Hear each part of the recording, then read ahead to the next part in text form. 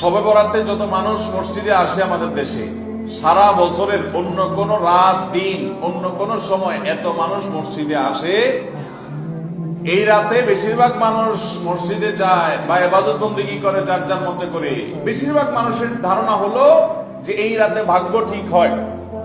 যেহেতু ভাগ্য ঠিক হয়, ভাগ্য নির্ধারণ হয়, সেই জন্য এই রাতে মসজিদে যায় ভিড় জমায়, যে একটা রাতে ইবাদত বন্দেগী করে যদি ভাগ্যটা নিজের অনুকূলে লিখে নেওয়া যায়, সারা বছরের ভালো কিছু লেখাই নেওয়া যায়, তাহলে তো সারা বছর ভালো থাকা যাবে। এই জন্য ওই একটা রাত একটু বেশি ইবাদতবন্দি করার চেষ্টা করে। ঠিক না বেঠিক?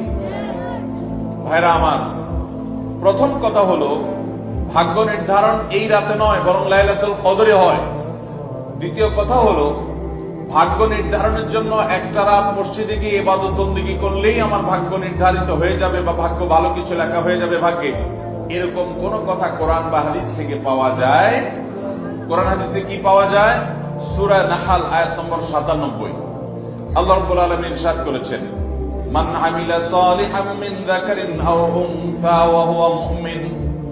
পুরুষ হোক আর নারী হোক, যে কোনো ব্যক্তি যদি ঈমানদার অবস্থায় ভালো কাজ করে, কোরআন হাদিসে নির্দেশিত কাজ, আল্লাহ যা করতে বলেছেন, রাসূল সাল্লাল্লাহু আলাইহি ওয়াসাল্লাম যা করতে বলেছেন, যদি সে কাজগুলো করে, তাহলে কি হবে?